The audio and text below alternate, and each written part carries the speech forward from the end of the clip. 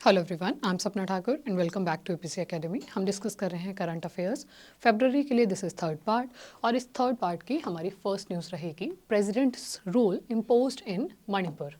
मणिपुर में राष्ट्रपति शासन लागू किया गया। आइए न्यूज़ देखते हैं। 4 days after N. Biren Singh resigned as chief minister, president's rule has been imposed in Manipur, which is facing ethnic violence since May 2023। आप जानते हैं बहुत ही बुरी बातों के लिए बहुत ज़्यादा वायलेंस मणिपुर में था, जिसके लिए वो 2023 से चर्चा में बना ही हुआ था।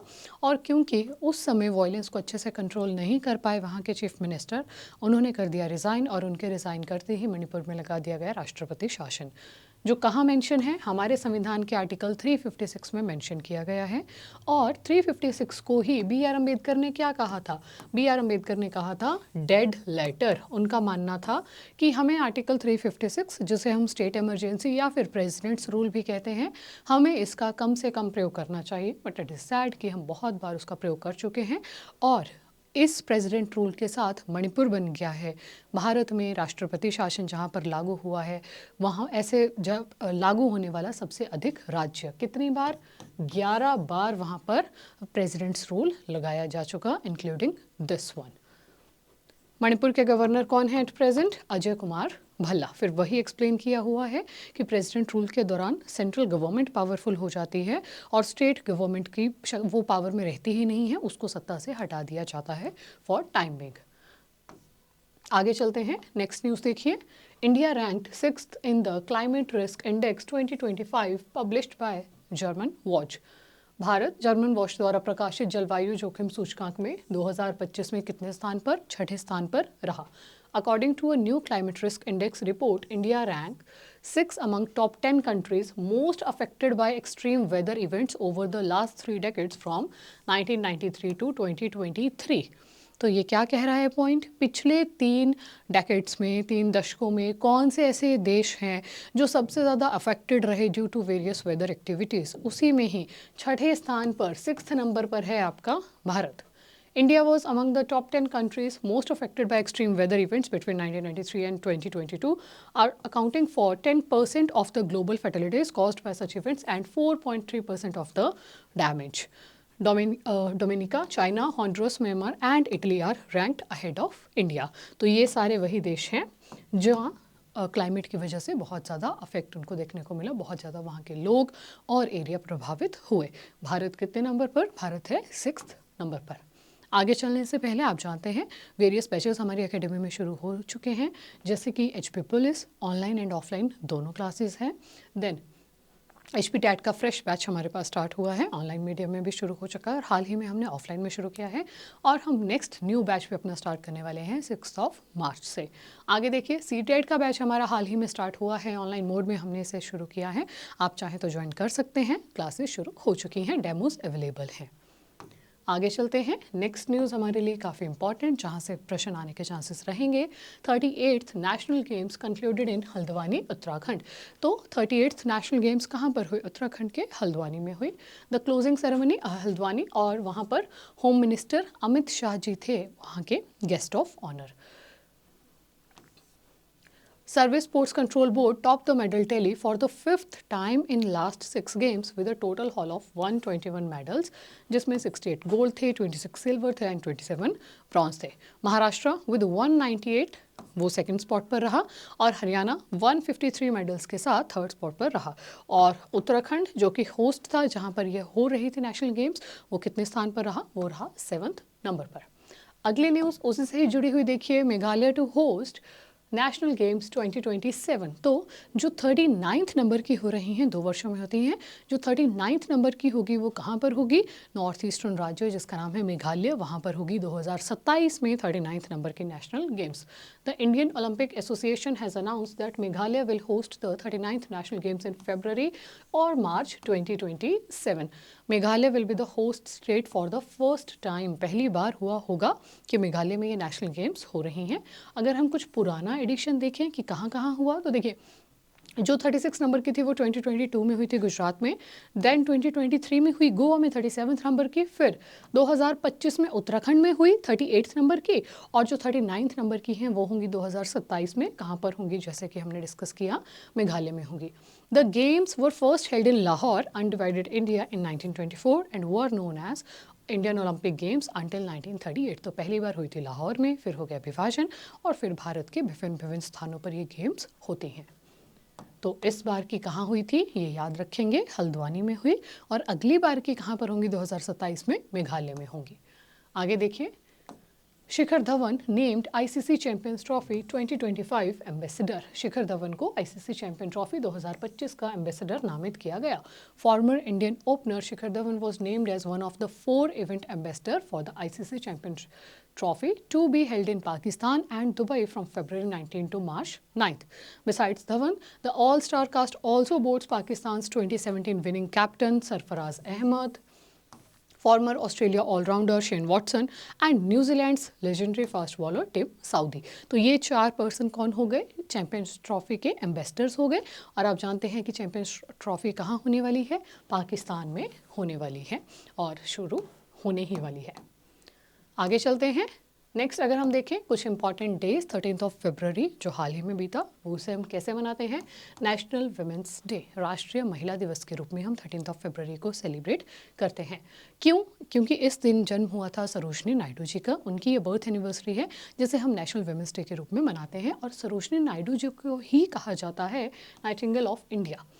Naidu was born in Hyderabad on 13th of February 1879. She was the first woman from India to be elected as the president of Indian National Congress at its Kanpur session in 1925.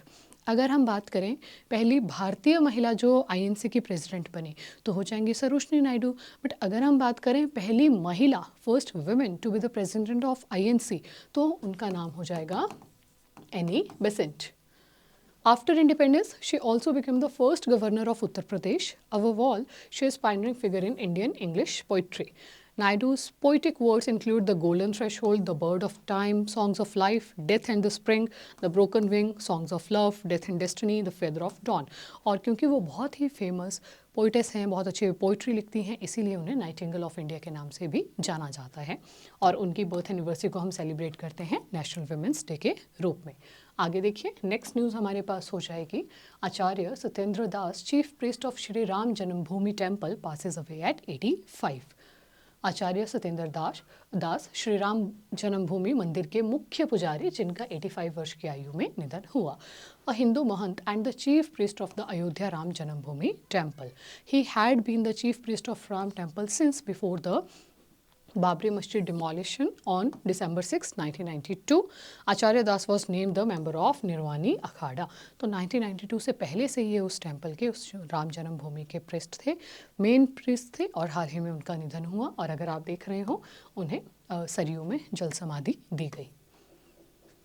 एक और index के बारे में बात करते हैं। India ranked 96th in corruption perception index 2024। Bharat भ्रष्टाचार धारणा सूचकांक में कितने स्थान पर, 96 स्थान पर। India ranked 96 out of 180 countries in the corruption perception index for 2024 as its overall score drop two point to 38 according to the Transparency International report released. The index, which ranks countries and territories by their perceived level of public sector corruption, according to experts and business people, uses a scale of 0 to 100, where 0 is highly corrupt and 100 is very clean. In 2024, India's score was 38, while it was 39 in 2023 and 40 in 2022.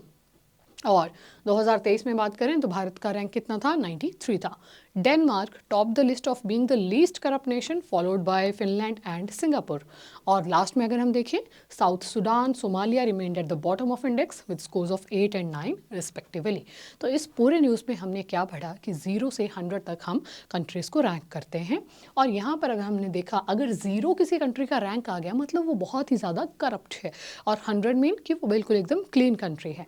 अगर हम नीचे देखें, south Sudan, Somalia, इन देशों के rank कितने हैं, इन देशों का स्कोर कितना है, 8 and 9। 8 and 9 का मतलब है यहाँ बहुत ज़्यादा करप्शन है, ये हाईली करप्टेड कंट्रीज़ में से एक है। भारत का इस बार कितना रहा, भारत का इस बार जो स्कोर है वो रहा 38, और रैंक कितना हो गया, तो रैंक हो गया 96। आप देखते हैं आज की वीडियो से आपके लिए क्वेश्चंस। पहला क्वेश्चन रहेगा, Acharya Satyendra Das who passed away recently was chief priest of which temple. हाल ही में निधन हुए आचार्य सत्येंद्र दास किस मंदिर के मुख्य पुजारी थे? ऑप्शंस रहेंगे Kashi Vishwanath temple, Shri Ram Janmabhoomi temple, Somnath temple या फिर केदारनाथ टेम्पल। आप जानते हैं चारों ही मंदिर भारत के मुख्य टेम्पल्स हैं और आचार्य जिनकी हम बात कर रहे हैं वो कहाँ के? वो श्री राम जन्मभूमि टेम्पल के चीफ प्रीस्ट थे since a very long time।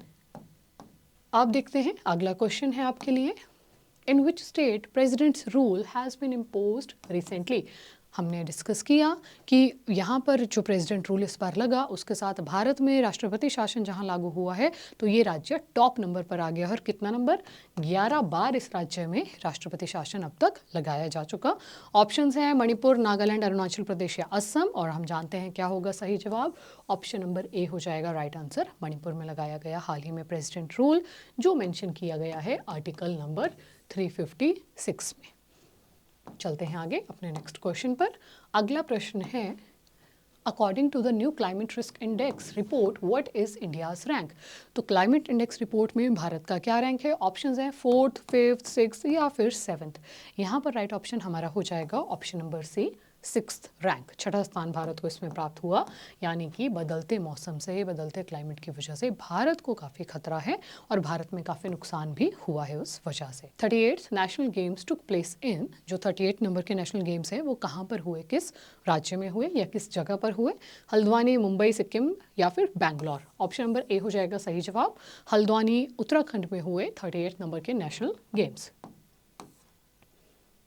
Last प्रश्न जो आप लोगों के लिए रहेगा, which state has been announced as the host for 39th national game in 2027। तो 39th नेशनल गेम्स जो 2027 में होंगे वो इनमें से किस राज्य में होंगे? आप लोगों के लिए ऑप्शंस है गुजरात, गोवा, उत्तराखंड या फिर मेघालय। जो भी होगा राइट आंसर वो आप हमें कमेंट सेक्शन में लिखकर बताएंगे। This was all for this video. मिलते हैं बहुत जल्दी अपनी एक दूसरी वीडियो के साथ। Thank you so much for watching.